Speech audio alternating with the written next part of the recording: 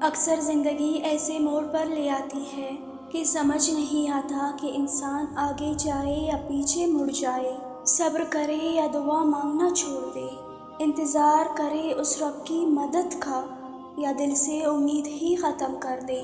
یہ کڑا وقت آزمائش کہلاتا ہے۔ میں جانتی ہوں کہ دل اس وقت کس قدر اللہ کی مدد کو پکارتا ہے، اور وہ چیز جس کے بغیر تمہیں اپنی زندگی بے رنگ لگتی ہے، اور جب تڑپ کر پکارتے ہوئے کہتے ہو اللہ تیری مدد کہاں ہے، تو اللہ کہتا ہے مدد قریب ہے ہماری۔ اللہ قرآن پاک میں خود تم سے فرما رہا ہے، بے شک میں جانتا ہوں جو بات تم پکار کر کہو، اور جانتا ہوں جو تم چھپاتے ہو۔ تمہارا دل اکثر تم سے سوال کرتا ہے نا کہ اللہ کی مدد اور اس کے معجزے واقعی ہوتے ہیں۔ اللہ اپنی مدد آخر کب بھیجتا ہے؟ ہم جس مشکل وقت سے گزر رہے ہیں تو اللہ کی مدد کس طرح آئے گی؟ یاد رکھو یہ بات کہ اللہ تم سے کچھ نہیں چھینتا، وہ صرف تمہاری آزمائش کرتا ہے۔ جان رکھو کہ بس ایک کن کی بدولت وہ تمہیں سب کچھ دے سکتا ہے۔ وہ بس تمہیں دیکھنا چاہ رہا ہے کہ اس کا بندہ اس کی رحمت سے مایوس تو نہیں، وہ ایک چیز چن جانے پر ناشکرا تو نہیں۔ اس بات کی بڑی مضبوط دلیل ہے قرآن پاک میں۔ اللہ پاک فرماتا ہے، اور اگر ہم انسان کو اپنی رحمت کا مزہ دیں اور پھر وہ رحمت چھین لے تو بے شک وہ بڑا مایوس اور ناشکرا ہو جاتا ہے۔ میں بالکل جانتی ہوں کہ زندگی میں ایک وقت ایسا ضرور آتا ہے، ایسا لگتا ہے کہ سب کچھ چھین لیا گیا، شاید کہ خالی ہاتھ رہ گئے۔ اللہ کی در پر جا کر انسان اپنی رداعت سناتا ہے، اور جان رکھو جب اس سے مدد مانگتا ہے تو بے شک وہی تمہارا مددگار ہے۔ تم سوچتے ہو کہ اللہ کی مدد کب آئے گی، تو جان لو کہ تم اس کی مدد سے باہر ہو ہی نہیں۔ جس کی اللہ فکر نہ کرے تو وہ اسے اپنی یاد سے بھی محروم کر دیتا ہے۔ تم ہر جگہ اس کے علم اور اس کی قدرت سے باہر نہیں ہو، چاہے تم گوشے تنہائی میں ہو یا بھیڑ میں، اللہ تعالیٰ اسی جگہ تمہاری سامان کر رہا ہے۔ قرآن کہتا ہے کہ مشرق اور مغرب سب اللہ کے ہیں، جس طرف تم رخ کرو گے اسی طرف اللہ کا رخ ہے۔ اللہ بڑی وسعت والا اور سب کچھ جاننے والا ہے۔ تم جانتے ہو کہ اللہ اپنی مدد کے اشارے کیسے دیتا ہے جب تم بالکل ہمت ہارنے والے ہوتے ہو یا زندگی میں کسی ایسے مسئلے سے گزر رہے ہو۔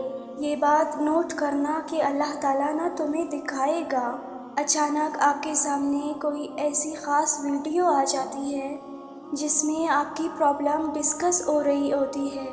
کتنی بار ایسا ہوا ہے، تم سوچتے ہو کہ شاید یہ کوئی اتفاق ہے، جبکہ ہرگز یہ اتفاق نہیں بلکہ اللہ تمہاری مدد کر رہا ہے۔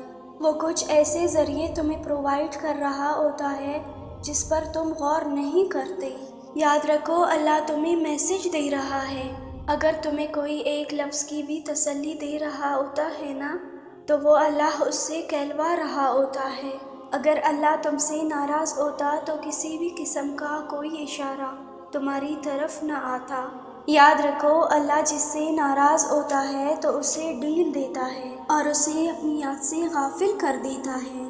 ایک حدیث میں آتا ہے کہ جس شخص کی فکر اللہ چھوڑ دیتا ہے نا تو وہ بھٹکتا رہے، اور جس وادی میں مرے اللہ کو اس کی کوئی فکر نہیں۔ کیا تم نے دیکھا جو اللہ کو بھول گیا تو اللہ نے اس کو اپنا آپ ہی بلا دیا۔ اللہ کہتا ہے کیا تمہارے اسباب کر سکتے ہیں، میں ہوں جو اسباب کا موجد ہوں۔ تم اسبابوں کے بنانے والے کے پاس جاؤ، اسبابوں کے اندر بھی اللہ طوفان کھڑا کر دے گا۔ تم جانتے ہو کہ اللہ اپنی مدد کس طرح بھیجتا ہے جب تم اس یقین کے ساتھ مدد کے طلبگار ہوتے ہو کہ اس کے خزانوں میں کوئی کمی نہیں، تو وہ تمہاری مانگی چیز کو تمہارا مقدر کر دیتا ہے۔ سنو، اگر تم تھک چکے ہو تو اس آیت کو یاد کر لینا۔ تمہارا رب فرماتا ہے، اور دیکھو بے دل نہ ہونا اور نہ کسی طرح کا غم کرنا، تم ہی غالب آؤ گے اگر ایمان رکھتے ہو۔ تمہاری سوچ ہے کہ وہ کس طرح ان چیزوں کو واپس پلٹاتا ہے اور کس طرح اپنی مدد بھیجتا ہے کہ تمہاری عقل بھی گمان نہ کرے۔ تم دیکھنا، تمہاری روتی آنکھوں کو قرار آ جائے گا، تمہارے غم کے سجدے کن میں بدل جائیں گے، تمہاری دعائیں موڑ لائیں گی مقدر کی وہ تمام خوشیاں۔ وہ تمہیں اتنا نوازے گا کہ تم حیران رہ جاؤ گے۔ جس رب نے اتنی قصے مکمل کر دیا وہ تمہاری کہانی بھی مکمل کر دے گا۔ تم نے اللہ سے مدد مانگی ہے تو بے فکر ہو جاؤ، وہ تمہارے لیے معجزات کے در کھولنے والا ہے۔ اور ایک دن تم اٹھو گے اور اپنی ان آنکھوں سے اپنی دعاؤں کو معجزوں میں بدلتا دیکھو گے۔ تمہاری ان آنکھوں میں خوشی کے آنسو ہوں گے۔ وہ تمہارے لیے عرش سے معجزے اتارے گا، انشاءاللہ۔